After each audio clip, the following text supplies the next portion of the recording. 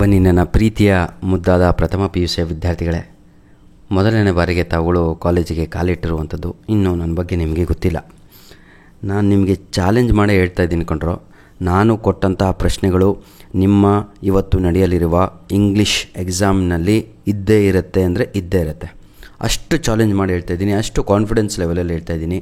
ದಯವಿಟ್ಟು ಕೂತ್ಕೊಂಡು time pass ಮಾಡಿ ಅದು ಇದು ನೋಡೋಕ್ಕಿಂತ ನಾನು ಕೊಟ್ಟಿರುವ ಪ್ರಶ್ನೆಗಳನ್ನು ಓದ್ಕೊಂಡೋಗಿ 100% ಅವೇ ಪ್ರಶ್ನೆಗಳು ಬರ್ತವೆ. ಈ ಒಂದು ಕ್ವಶನ್ ಪೇಪರಿಂದ ನಿಮಗೆ ಸುಮಾರು ಒಂದು 20 ಮಾರ್ಕ್ಸಿಂದ ಬರುತ್ತೆ. ಯಾವುದು ಬರುತ್ತೆ ನಿಮ್ಮ ಎಕ್ಸಾಮಿಗೆ ಅಂತಲೂ ಹೇಳ್ಕೊತ ಹೋಗ್ತೇನೆ, ಆಯಿತಾ. ಈ ಒಂದು ಕ್ವಶನ್ ಪೇಪರು ಇದು ಕೂಡ ಶಿವಮೊಗ್ಗದ್ದಾಗಿರುತ್ತೆ.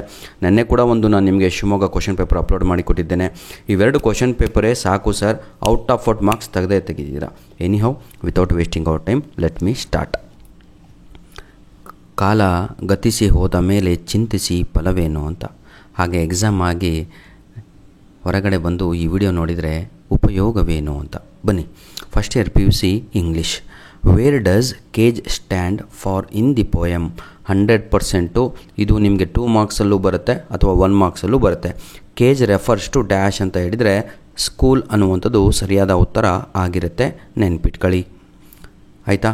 ಇದನ್ನು ಕೇಜ್ಡ್ ಬರ್ಡ್ ಅಂತಲೂ ಕೇಳಿದರು, ಆಯಿತಾ. ಆವಾಗ ನೀವು ಸ್ಟೂಡೆಂಟ್ ದಿ ಸ್ಕೂಲ್ ಬಾಯ್ ಅಂತ ಬರೀಬೇಕು, ಇಷ್ಟೇಪ್ಪ. ಕೇಜ್ ಅಂದರೆ ಪಂಜರ ಅಂದರೆ ಶಾಲೆ ಅಂತ, ಪಂಜರದ ಪಕ್ಷಿ ಅಂತ ಹೇಳಿದರೆ ಆ ಪಂಜರದ ಪಕ್ಷಿ ಅಂದರೆ ಒಳಗಡೆ ಇರುವಂಥದ್ದು ದಿ ಸ್ಕೂಲ್ ಬಾಯ್ ಅಂತ, ಮಗು. ಕ್ವಶನ್ ನಂಬರ್ 200 ಅಲ್ಲ 500, 100%, 1000% ಅಂತ ಇಟ್ಕೊಳ್ಳಿ. ಫಿಕ್ಸು ಈ ಕ್ವಶನ್ನು ಎಲ್ಲ ಕ್ವಶನ್ ಪೇಪರಲ್ಲೂ ಇರಬೇಕು. ಅದು ಯಾವುದು ಗೊತ್ತಾ? ಫಾಕ್ಸ್ ಇಲ್ಲಿ ಯಾವ ರೋಲನ್ನು ನಿರ್ವಹಿಸುತ್ತೆ, ಹಾಗೂ ಲೆಪಾರ್ಡ್ ಯಾವ ರೋಲನ್ನು ಮಾಡುತ್ತೆ, ಹಾಗೂ ನಮ್ಮ ಬಫೆಲೋ ಯಾವ ರೋಲನ್ನು ಮಾಡುತ್ತೆ ಅಂತ. ಈ ಕ್ವಶನ್ ಮಾತ್ರ ನಿಮ್ಮ ಏನಂತೀರ ಸರ್, ಅದು ಏನಂತೀರ ತಾವುಗಳು, ಯೂನಿಟ್ ಟೆಸ್ಟಿಗೆ ಫಿಕ್ಸ್ ಆಗಿರುವಂತಹ ಪ್ರಶ್ನೆಗಳು. ಬೇಕಾದ್ರೆ ನಾನು ಒಂದು 5 ಪ್ರಶ್ನೆ ಪತ್ರಿಕೆಗಳನ್ನು ಅಪ್ಲೋಡ್ ಮಾಡಿದ್ದೇನೆ. ಒಂದು ಹುಬ್ಳಿದು, ಒಂದು 2 ಯಾವುದು ನಮ್ಮ ಶಿವಮೊಗ್ಗ ಜಿಲ್ಲೆದು, ಹೀಗೆ ಹಲವಾರು ಕಡೆಯಿಂದ ಬಂದಂಥ ಕ್ವಶನ್ ಪೇಪರ್ಗಳನ್ನು ಅಪ್ಲೋಡ್ ಮಾಡಿದ್ದೇನೆ. ಜೊತೆಗೆ ನಾನು ಕೂಡ ನಿಮಗೆ ಇಂಪಾರ್ಟೆಂಟ್ ಕ್ವಶನ್ಸ್ಗಳನ್ನು ಕೊಟ್ಟಿದ್ದೇನೆ. ಈಗಲೂ ಕೂಡ ಹೇಳ್ತಾ ಇದ್ದೀನಿ, spend 1 hour with my videos, you will get more than 30+ ಅನ್ಕೊಳ್ಳಿಯಪ್ಪ. ನೀವು ಅಷ್ಟು ನಿಮಗೆ ಕಾನ್ಫಿಡೆನ್ಸ್ ಇಲ್ಲ ನಮ್ಮ ಒಂದು ಯೂಟ್ಯೂಬ್ ಚಾನಲ್ ಮೇಲೆ ಅಂದರೆ 30 ಫಿಕ್ಸ್ ಕೊಂಡ್ರು, ಆಯಿತಾ. 40ಕ್ಕಪ್ಪ ಎಕ್ಸಾಮು. ಬನ್ನಿ, ಈಗ ಬಫೆಲೋ ಅದು ಮ್ಯಾಚ್ ಆಫ್ ಫಾಲೋಯಿಂಗ್ ಕೊಟ್ಟಿದ್ದಾರೆ. ಏನಿಲ್ಲಿ ಬಫೆಲೋ ಯಾರು ಅಂತ ಯಾವಾಗೂ ಕೇಳಲ್ಲ, ಇಲ್ಲಿ ಮ್ಯಾಚ್ ಆಫ್ ಫಾಲೋಯಿಂಗ್ ಅಂತ ಕೇಳಿದ್ದಾರೆ ಅಷ್ಟೇ, ನೆನ್ಪಿಟ್ಕೊಳ್ಳಿ. ಅದು ಮೆಂಬರ್ ಆಫ್ ದಿ ಕಮಿಷನ್, ಆಯಿತಾ. ನೆನ್ನೆ ಪೇಪರಲ್ಲಿ name the member of the commission ಅಂತ ಇತ್ತು. ಮೆಂಬರ್ ಆಫ್ ದಿ ಕಮಿಷನ್ ಅಂತ ಹೇಳಿದರೆ 3 ಜನನೂ ಬರ್ತಾರೆ. ಆದರೆ ಫಾಕ್ಸಿನ ಪಾತ್ರವೇನು ಇಲ್ಲಿ ಅನ್ನುವಂಥದ್ದು ಮುಖ್ಯ ಆಗಿರುತ್ತೆ. ಪಾತ್ರ ಅಂದರೆ ಅರ್ಥ ಆಗುತ್ತಲ್ವ, ರೋಲ್ ಆಫ್ ಫಾಕ್ಸ್ ಏನಾಗಿತ್ತು, ರೋಲ್ ಆಫ್ ಫಾಕ್ಸ್ ಅಂತ ಹೇಳಿದರೆ, ಹಾಗೂ ರೋಲ್ ಆಫ್ ಲೆಪಾರ್ಡ್. ಇದನ್ನು ನಾನು ನಿಮಗೆ ಶಾರ್ಟ್ ಕಟ್ಟಲ್ಲಿ ಹೇಳ್ಕೊಟ್ಟಿದ್ದೀನಿ ನೋಡ್ರೋ. ಇದು MCQsನಲ್ಲಿ ಫಿಕ್ಸು FC ಅಂತ ನೆನ್ಪಿಟ್ಕೊಳ್ಳಿ. Fಗೆ C ಬರುತ್ತೆ, Lಗೆ S ಅಂತ. C ಅಂದ್ರೇನು? ಚೇರ್ಮ್ಯಾನ್ ಅಂತ. ಹಾಗಿದ್ರೆ ಫಾಕ್ಸ್ ಯಾರು? ಚೇರ್ಮ್ಯಾನ್ ಅಂತ. ಲೆಪಾರ್ಡ್ ಯಾರು? ಸೆಕ್ರೆಟ್ರಿ ಅಂತ. ನೋಡಿ, FCLS ನೆನ್ಪಿಟ್ಕೊಳ್ರೋ, ಇದನ್ನು ಬರೆದಿಟ್ಕೊಳ್ಳಿ, FCLS ಅಂತ, ಆಯಿತಾ. ಇದು ನಿಮಗೆ 3 ಮಾರ್ಕ್ಸು ಬಂದಂಗೆ. ಈಗ 4 ಮಾರ್ಕ್ಸು ನಿಮ್ಮ ಕ್ವಶನ್ ಪೇಪರ್ ಎಲ್ಲಿ ಬರುತ್ತೆ ಅಂತ ನಾನು ಕೊಟ್ಬಿಟ್ಟೆ. ನೆಕ್ಸ್ಟ್ ನೋಡಿ, ಇದು ಅಕಾರ್ಡಿಂಗ್ ಟು ಮಾರಾ the medicinal keeper had been cursed by dash. ನೆನ್ನೆ ಕ್ವಶನ್ ಪೇಪರ್ ಅಪ್ಲೋಡ್ ಮಾಡಿದೆ, ಅದರಲ್ಲೂ ಇದೇ ಕ್ವಶನು, ಇದರಲ್ಲೂ ಇದೇ ಕ್ವಶನ್ನು. ತಮ್ಮ ನಾನಲ್ಲೂ ರೆಡಿ ಮಾಡಿದ್ದು ಪೇಪರ್ಸು ಬಂದಿದ್ದು. ನೋಡಿ, ಸರಿಯಾದ ಉತ್ತರ ಸೇಜ್, ಋಷಿ ಮುನಿ ಅಂತ ಇದೆಯಲ್ವ, ಅದೇ ಸರಿಯಾದ ಉತ್ತರ. 100% ಇರುತ್ತೆ ನಿಮಗೆ. ಬನ್ನಿ, ಈಗ ಕನ್ಸಿಡರ್ ದ 2 ಸ್ಟೇಟ್ಮೆಂಟ್ ಯಾವುದಾದ್ರು ಕೊಡ್ತಾ ಇರ್ತಾರೆ, ಎಲ್ಲ ಮಾಡ್ತಾ ಇರ್ತಾರೆ. ಆದರೆ ಇದರಲ್ಲಿ ಇರುವಂಥದ್ದು ಇಂಪಾರ್ಟೆಂಟ್ ಇದೆ, ಕೇಳಿ. ಓರೋ ಮನುಷ್ಯಂ ಪಾಠದಲ್ಲಿ ಇರುವಂಥದ್ದು, in those days I was sleeping all the day, wake up at 4 PM in the evening. ಇದನ್ನು ನಿಮಗೆ MCQsಲ್ಲಿ ಕೇಳುವ ಸಾಧ್ಯತೆ ಜಾಸ್ತಿ ಇದೆ. Narrator use to wake up at dash ಅಂತ ಇರುತ್ತೆ. ಯಾವುದು 4 PM 4 AM ಅಂತ. 4 PM ಅನ್ನುವಂಥದ್ದು ಸರಿಯಾದ ಉತ್ತರ ಆಗಿರುತ್ತೆ. This was to save his expense of the morning tea and noon meal ಅಂತ. ಹೌದಲ್ವಾ? ಇದು ಎರಡೂ ಕೂಡ ಸ್ಟೇಟ್ಮೆಂಟು ಸರಿ. ಹಾಗಿದ್ರೆ ಆಪ್ಷನ್ C ಇದೆ ಅಲ್ವಾ, ಅದೇ ಸರಿಯಾದ ಉತ್ತರ. ವಿದ್ಯಾರ್ಥಿಗಳೇ, 2 ಮಾರ್ಕ್ಸ್ ಕ್ವಶನ್ಸು ನೋಡಿ. ಇದು ನನ್ನ 5ನೆಯ ಪ್ರಶ್ನೆ ಪತ್ರಿಕೆ. ಎಲ್ಲ ಕ್ವಶನ್ ಪೇಪರಲ್ಲೂ ಸೇಮ್, ಆದರೆ ಕೇಳುವ ವಿಧಾನ ಬೇರೆ ಇರುತ್ತೆ. ಈಗ ನಾನು ನಿಮಗೆ what is your name my dear child, my dear subscriber ಅಂತ ಕೇಳ್ಬೋದು. ವಾಟ್ಸ್ ಯುವರ್ ನೇಮ್ ಅಂತಲೂ ಕೇಳ್ಬೋದು. Could you please introduce yourself ಅಂತಲೂ ಕೇಳ್ಬೋದು. ಎಲ್ಲದಕ್ಕೂ ಅದೇ ಉತ್ತರ. May know your name please ಅಂತಲೂ ಕೇಳ್ಬೋದು. ಏನು ಕೇಳಿದರೂ ಉತ್ತರ ಬರೋದು ಇಸ್ಲಾಂ ಅಂತ. ಹಾಗೆ ಏನು ಕೇಳಿದ್ರು ಆನ್ಸರ್ ಸೇಮು ಕೇಳ್ತಾ ಹೋಗ್ತೀನಿ ನೋಡಿ. 2 ಅಂಕದ ಪ್ರಶ್ನೆಗಳು, 2 ಮಾರ್ಕ್ಸ್ ಕ್ವಶನ್ಸು. ಇಲ್ಲಿ ಎನಿ 3 ಅಂತ ಇದೆ, ನಿಮ್ಮ ಕ್ವಶನ್ ಪೇಪರಲ್ಲಿ ಎನಿ 2 ಅಂತ ಬರ್ಬೋದು, ಅಷ್ಟೇ ಡಿಫ್ರೆನ್ಸು. ಬನ್ನಿ ಈಗ, name any 2 sweet companies mention in the poem. The school ಬಾಯ್ ಪದ್ಯದಲ್ಲಿ 2 ಸ್ವೀಟ್ ಕಂಪನಿಗಳನ್ನು ಬರೀರೋ ತಮ್ಮ ಅಂತ ಎಲ್ಲ ಕ್ವಶನ್ ಪೇಪರಲ್ಲೂ ಇದೆ. 3 ಇದ್ದಾವೆ, ನಿಮ್ಮ 3 ಕೂಡ ಹೇಳ್ತೀನಿ, ನೆನ್ಪಿಟ್ಕೊಳ್ಳಿ. ಒಂದು birds, second one huntsman, third one skylark. ಈಗ ಇದು ಎಕ್ಸಾಮಲ್ಲಿ ಹೇಗೆ ಬರೀಬೇಕು ಅಂದರೆ ABC ಅಂತ ಹಾಕಿ ಒಂದೊಂದು ಲೈನ್ ಬಿಟ್ಟು ಬರೆದ್ರೂ ಕೂಡ ನಿಮಗೆ ಮಾರ್ಕ್ಸ್ ಕೊಡ್ತಾರೆ. Full out of photo sentence formation ಬರೆದ್ರೂ ಕೂಡ ಕೊಡ್ತಾರೆ. ಹಾಗೆ ನೋಡಿ, ಈಗ the 2 sweet companies mention in the poem the school boy are birds and skylark ಅಂತ ಬರೆದ್ರೂ ಕೊಡ್ತಾರೆ. ಆಯಿತಾ? ಬನ್ನಿ, question number 6, whom did the elephant make friendship with ಅಂತ ಇದೆ. ಇದು ಕ್ವಶನ್ ಬರಲ್ಲ, ಇಷ್ಟು ಈಸಿಯಾಗಿ ಕೇಳಲ್ಲ. ಯಾರ ಜೊತೆ ಫ್ರೆಂಡ್ಶಿಪ್ ಮಾಡುತ್ತೆ ಅಂದರೆ ಮನುಷ್ಯನ ಜೊತೆ, ಮ್ಯಾನ್ ಅಂತ. ಆಯಿತಾ? ಇಲ್ಲಿ ಇನ್ನೊಂದು ಕ್ವಶನ್ ಇದೆ, what help did he ask to him ಅಂತ. ಹಾಗಿದ್ರೆ ಆನೆ ಮನುಷ್ಯನಿಗೆ ಏನಂತ ಹೆಲ್ಪು ಕೇಳುತ್ತೆ ಅಂತ? ಏನೂ ಇಲ್ಲ. ಆಯಿತಾ? To keep his trunk inside his hut. ನಿನ್ನ ಗುಡಿಸಿನಲ್ಲಿ ನನ್ನ ಸೊಂಡಿಲನ್ನು ಇಡ್ತೀನಿ ಕಣೋ, ಪರ್ಮಿಷನ್ ಕೊಡು ಅಂತ ಕೇಳುತ್ತೆ. ಇದೇ answer. Clear my dear? Next question number 7 ಅಂತೂ ಎಲ್ಲ ಕ್ವಶನ್ ಪೇಪರಲ್ಲೂ ಇತ್ತು ಸರ್. ಇದು 4 ಮಾರ್ಕ್ಸಿಗೂ ಬರುತ್ತೆ, ನೆನ್ಪಿಟ್ಕೊಳ್ಳಿ. 4 ಮಾರ್ಕ್ಸಲ್ಲೂ ನಿಮಗೆ ಕೃಷ್ಣನಿಗೆ ಇದ್ದಂತಹ ಕಾಯಿಲೆಗಳ ಬಗ್ಗೆ ಹೇಗೆ ಗುಣವನ್ನು ಪಡಿಸಿಕೊಳ್ಳುತ್ತಾನೆ, how did he cure his disease ಅಂತಲೂ ಕೂಡ ಕೇಳ್ತಾರೆ. ಫಿಕ್ಸ್ ಕ್ವಶನ್ ಸರ್, ನೆನ್ಪಿಟ್ಕೊಳ್ಳಿ. ಸ್ವಲ್ಪ ವಿಡಿಯೋ ಲೆಂತಿ ಆಗುತ್ತಾ, ನಿಮಗೆ ಬೂಸ್ಟ್ ಮಾಡಬೇಕಲ್ವಾ, ನಿಮಗೆ ನಾನು ಪ್ರೋತ್ಸಾಹ ತುಂಬಬೇಕು. ನಿಮಗೆ ನಾನು ಇವತ್ತು ಎಕ್ಸಾಮ್ ಕ್ವಶನ್ ಪೇಪರ್ ಇದೇ ಕಂಡ್ರಲ್ಲೇ ಲೀಕ್ ಆಗಿದೆ ಅಂದ್ಕೊಂಡೆ ಹೋಗ್ರಲ್ಲೇ ನಿಮಗೆ ಅಂತ. ಕ್ವಶನ್ ಪೇಪರ್ಗಿಂತ ಕೈಯಾಗಿ ಸಿಗೋಕ್ಕಿಂತ ಮುಂಚೆ ಕ್ವಶನ್ನೇ ಓದ್ಕೊಂಡು ಹೋಗಿ ಅಂತ. ಅದೇ ಕ್ವಶನ್ನು ನೋಡಿ. 2 ಕಾಯಿಲೆಗಳು ಇರ್ತವೆ ಕೃಷ್ಣನಿಗೆ. ಕೃಷ್ಣ ಒಬ್ಬ ಆಟೋ ರಿಕ್ಷಾ ಡ್ರೈವರ್ ಕೂಡ ಆಗಿರ್ತಾನೆ. ಅವನಿಗೆ ಒಂದು ಬಾಯ್ಲ್ಸ್ ಅಂತ ಡಿಸೀಸ್ ಇರುತ್ತೆ, BOILS ಬರ್ಕೊಳ್ಳಿ. ಇನ್ನೊಂದು ಪೈಲ್ಸ್, PILES ಅಂತ. 2 ಕಾಯಿಲೆಗಳು ಇರ್ತವೆ. ಇಷ್ಟೇ, ಇಲ್ಲಿ 2 A B ಅಂತ ಹಾಕಿ ಬರೆದ್ರೆ ಮುಗೀತು. Question number 8, where did the narrator stay in the big city. ಇದು ಆ್ಯಕ್ಚುಲಿ ಭಾಳ ಇಂಪಾರ್ಟೆಂಟ್ ಕ್ವಶನು, ಭಾಳ ಕ್ವಶನ್ ಪೇಪರಲ್ಲಿ ಕೇಳಿಲ್ಲ, ಆದರೆ ಮಿಡ್ ಟರ್ಮು ಪ್ರಿಪೇಟರಿ ಆ್ಯನ್ವಲಿಗೆ ಬರುವಂಥ ಸಾಧ್ಯತೆ ಇದೆ. ಏನು, ಎಲ್ಲಿ ನೋಡಿ, ಅವನು he stayed in small dingy room, DINGY. ಆಯಿತಾ? ರೂಮ್, ಫುಲ್ ಸ್ಟಾಪ್, ಅಷ್ಟೇ. ವಾಟ್ ವಾಸ್ ಹಿಸ್ ಪ್ರೊಫೆಷನ್ ಅಂತ ಇದೆ. ಇದು ಭಾಳ ಇಂಪಾರ್ಟೆಂಟ್ ಕ್ವಶನ್. ಇದು ಮಾತ್ರ. ಏನು ಅವನ ಪ್ರೊಫೆಷನ್ ಏನಾಗಿತ್ತು ಅಂತ ಹೇಳಿದರೆ, to teach to the migrant labourers. Migrant labourers ಅಂತ ಹೇಳಿದರೆ ವಲಸೆ ಹೋದಂತಹ ಜನರಿಗೆ ಅವನು ಪಾಠವನ್ನು ಮಾಡ್ತಾ ಇದ್ದ ಅಂತ. ಬನ್ನಿ, ಈಗ 3 ಅಂಕದ ಪ್ರಶ್ನೆಗಳು. ನಾನು ಕೊಟ್ಟವು 3 ಇದ್ದಾವೆ ಸರ್. ಈಗ ಹೇಳ್ಕೊಂತ ಹೋಗ್ತೀನಿ, ಕೇಳಿ. How does the school boy spend the day in the school. ಇದು ಸೇಮ್ ಡಿಟ್ಟೋ ಕಾಪಿ ಮಾಡಿ ಅದನ್ನೇ ಬರೀರಿ, ಔಟ್ ಆಫ್ ಮಾರ್ಕ್ಸ್ ಸಿಗತ್ತೆ summary. Next question number 10, how did Mara lose his teeth from his left, ಏನಿದು ಫ್ರಮ್ ದಿ ಲೆಫ್ಟ್ ಸೈಡ್. ಇದು fix question. 3 story ನೆನ್ಪಿಟ್ಕೊಳ್ರೋ. ಒಂದು ಕೃಷ್ಣನ ಸ್ಟೋರಿ, ಇನ್ನೊಂದು ಲುಂಗಿ ಸ್ಟೋರಿ ಅಂತ ಹೇಳಿದರೆ ಹಿ ಕಟ್ ಹಿಸ್ ಹ್ಯಾಂಡ್. ಆಯಿತಾ? ಇನ್ನೊಂದು ಹಿಸ್ ಟೀತ್ ಸ್ಟೋರಿ. ಈ 3 ಸ್ಟೋರಿ ಫಿಕ್ಸ್ ಕ್ವಶನ್ಸ್ ಆಗಿರ್ತವೆ. ಪ್ರತಿಯೊಂದು ಕ್ವಶನ್ ಪೇಪರಲ್ಲೂ ಇದೇ ಇರ್ತವೆ. Next question number 11, what description did the narrator give about the big city ಅಂತ ಇದೆ.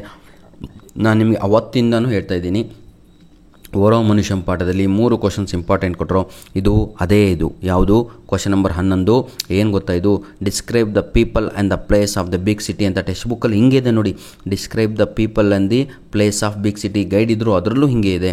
ಇದು ನಿಮ್ಮ ಗೈಡ್ ಇಲ್ಲ ಸರ್ ನನ್ನ ಹತ್ರ ಅಂದರೆ ದಯವಿಟ್ಟು ಟೆಕ್ಸ್ಟ್ ಬುಕ್ ತಗೊಂಡು, ಆಯಿತಾ, ಪೇಜ್ ನಂಬರ್ 7 ಅಂದರೆ ಅದು ಕೂಡ ಹೇಳ್ಬಿಡ್ತೀನಿ. ನನಗೆ ಉದ್ದೇಶ ಏನು ಅಂದರೆ, ತಾವುಗಳು ಈಗ ಒಂದು ಸಲ ಬರೆದೋಗ್ರಲ್ಲೇ ಎಕ್ಸಾಮ್ನ ಖುಷಿಯಾಗಿ ನಕ್ಕಂತ ಬರ್ತೀರಾ ನೀವು. ಯಾವಾಗ ಅಂತ ಹೇಳಿದರೆ, if you prepare yourself. ನೀವು ಓದ್ತಾ ಇಲ್ಲ, ಅದೇ ತೊಂದರೆ ಆಗ್ತಾ ಇರುವಂಥದ್ದು. ಪೇಜ್ ನಂಬರ್, ನನ್ನ ಮುದ್ದಾದ ಪ್ರೀತಿಯ ವಿದ್ಯಾರ್ಥಿಗಳೇ, ಎಲ್ಲರೂ ಕೂಡ ನಿಮ್ಮ ಟೆಕ್ಸ್ಟ್ ಬುಕ್ಕಲ್ಲಿ ಸ್ವಲ್ಪ ಒಂದೇ ಒಂದು ಸೆಕೆಂಡ್, ಆಯಿತಾ, ಐ ಥಿಂಕ್ ನಿಮ್ಮ ಪೇಜ್ ನಂಬರು ನನ್ನ ಪ್ರಕಾರ 30 ಅನಿಸುತ್ತೆ. ಹೌದು, 31 ಪೇಜ್ ನಂಬರ್ ತಕ್ಕಂತೆ ಒಂದು ದೊಡ್ಡ ಪ್ಯಾರಾಗ್ರಾಫ್ ಇದೆ. ಅದೇ ಆನ್ಸರ್ ಇದಕ್ಕೆ ಕ್ವಶನ್ ನಂಬರ್ 11.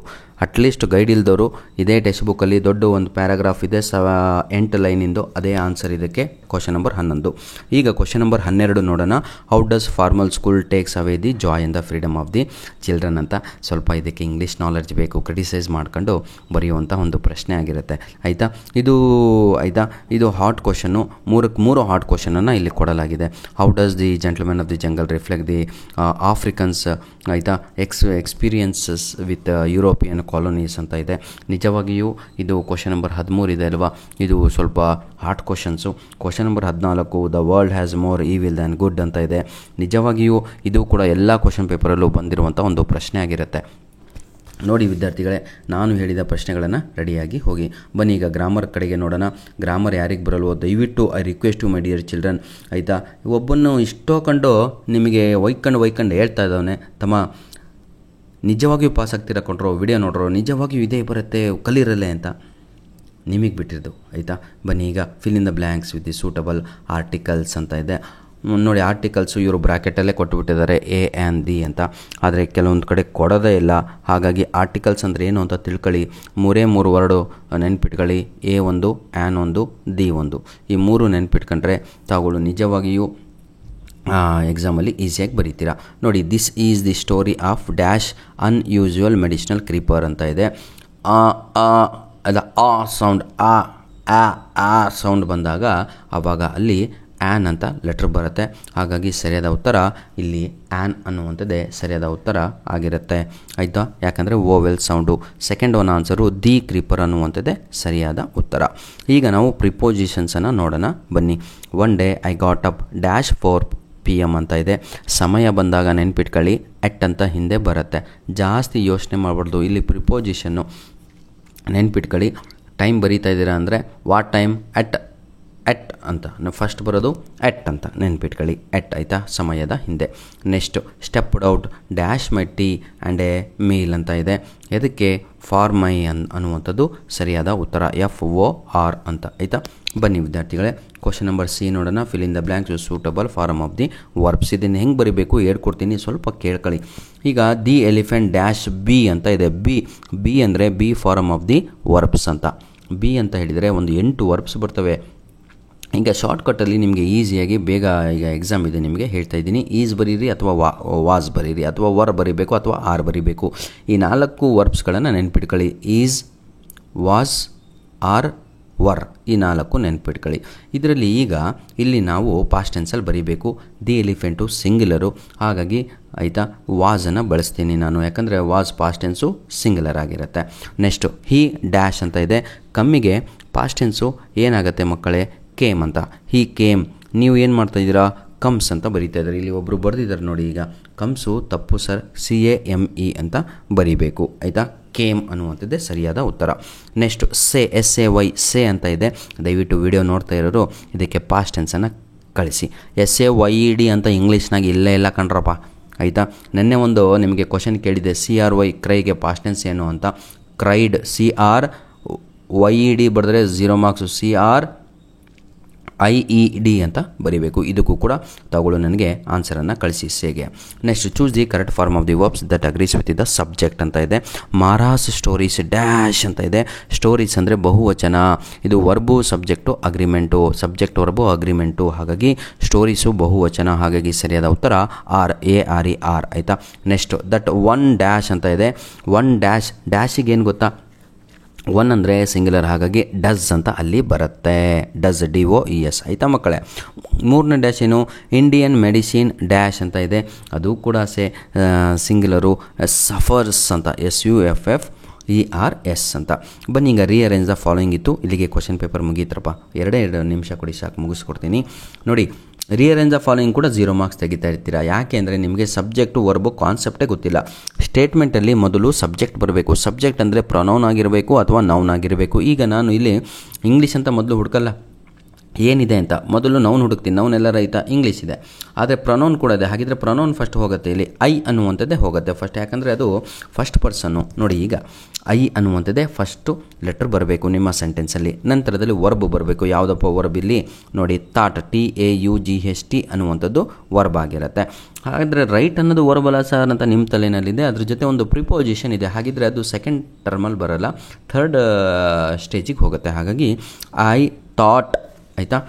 ಥರ್ಡ್ ಸ್ಟೇಜಲ್ಲಿ ಏನಂದೆ, ಆಯಿತಾ. ನೋಡಿ, ಐ ಥಾಟ್ ಒಂದು ಆಬ್ಜೆಕ್ಟ್ ಬರಬೇಕು. I thought English to write. ನೋಡಿ, ಐ ಥಾಟ್ ಟು ರೈಟ್. ಏನು ಬರೀತೀರಾ, ಇದಕ್ಕೆ ಕಮೆಂಟ್ ಮಾಡ್ತೀರಾ ನೀವು. I thought English to write address in them ಅಂತ ಒಂದು ಮಿಸ್ ಮಾಡಿದ್ದಾರೆ ಎನ್ಯುಲೋಪ್ ಅನ್ನುವಂಥದ್ದು. No problem. Next question number B ನೋಡೋಣ ಈಗ. Who is going to rescue the experts.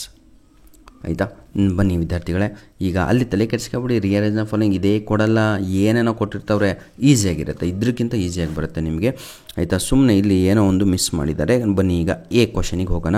The huntsman blows his horn dash ಅಂತ ಇದೆ ಕ್ವಶನ್ ಟ್ಯಾಗು.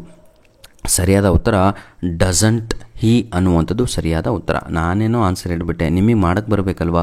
ಈ ವಿಡಿಯೋದ ಡಿಸ್ಕ್ರಿಪ್ಷನ್ ಬಾಕ್ಸಲ್ಲಿ ಫೇಸ್ ಟು ಫೇಸು ನಾನೇ ಬರೆದು ನಿಮಗೆ ಕಲಿಸಿರುವಂಥ ಒಂದು ವಿಡಿಯೋ ಇದೆ. ಎರಡೇ ವಿಡಿಯೋ ನೋಡಿ, 5 ನಿಮಿಷದ್ದು. ನೀವು ಎಕ್ಸಾಮಲ್ಲಿ ಇವತ್ತು ನಕ್ಕಂತ ಬರ್ತೀರಾ, ಔಟ್ ಆಫ್ ಔಟ್ ಅಂತ ಜೋರ ಚಿರಾಡ್ಕೊಂಬಂದುಬಿಡ್ತೀರ, ಅಷ್ಟು ಈಸಿಯಾಗಿರುತ್ತೆ ಕ್ವಶನ್ ಟ್ಯಾಕ್ಸ್. ಆಯಿತಾ, ನೋಡ್ಕೊಳ್ಳಿ. ನೆಕ್ಸ್ಟ್ ಬಿನಲ್ಲಿ ಏನು ಕೇಳಿದ್ದಾರೆ, ಡೂ ಫಾರ್ ಮೋರ್ಪ್ಸನ್ನು ರೆಡಿ ಮಾಡಲೇ ತಮ್ಮ ಅಂತದೆ. I plucked some leaves from the creeper ಅಂತ ಇದೆ. I plucked some leaves from the creeper ಅಂತ. ಡೂ ಫಾರ್ಮಲ್ಲಿ did I pluck some leaves from the creeper, ಭಾಳ easy. Did I pluck some leaves from the creeper ಅನ್ನುವಂಥದ್ದೇ ಸರಿಯಾದ ಉತ್ತರ ಆಗಿರುತ್ತೆ. ಧನ್ಯವಾದಗಳು. ಈಗ ಕ್ವಶನ್ ನಂಬರ್ ಸಿ ನೋಡೋಣ. Dash were quite common at this place ಅಂತ ಇದೆ. ಡ್ಯಾಶ್ ಅಲ್ಲ, ಅದು ಬ್ಲೂ ಐಸಿಗೆ ಅಂಡರ್ಲೈನ್ ಹಾಕಿರುವಂಥದ್ದು. ಹಾಗಿದ್ರೆ ಅಂಡರ್ಲೈನ್ ಹಾಕಿರೋ ವರ್ಡು ಆನ್ಸರ್ ಆಗಿ ಬರಬೇಕು, WH ಫಾರಮನ್ನು ಯೂಸ್ ಮಾಡಬೇಕು. ಇದು ಕೂಡ ಅಷ್ಟೇ, ಒಂದೇ ಕ್ವಶನಿಗೆ ಗೊತ್ತಾಗಲ್ಲ ಸರ್, ಬರೇ ವಾಯ್ಸನ್ನು ಕೇಳಿದ್ರಿಂದ ಕಣ್ಣಾರೆ ನೋಡಬೇಕು. ವಿಜುವಲ್ ಇದೆ ಅಲ್ವಾ, it impact a lot on your writing. ಹಾಗಾಗಿ ಪಿಕ್ಚರ್ ಪೇಂಟ್ಸ್ 1000 ವರ್ಡ್ಸ್ ಅಂತ ಹೇಳ್ತೀವಿ. ನೋಡಿ, ಸರಿಯಾದ ಉತ್ತರ ವಾಟ್ ವಾಸ್ ಕ್ವೈಟ್. ನೋಡಿ, what was quite common at this place ಅಂತ, ಅಟ್ ದಟ್ ಪ್ಲೇಸ್ ಅಂತ ಬರಿಬೇಕಾಗತ್ತೆ. ನೋಡಿ, what was common at that place ಅಂತ ಬರೆದ್ರೆ ಅದು ಸರಿಯಾದ ಉತ್ತರ ಆಗಿರುತ್ತೆ.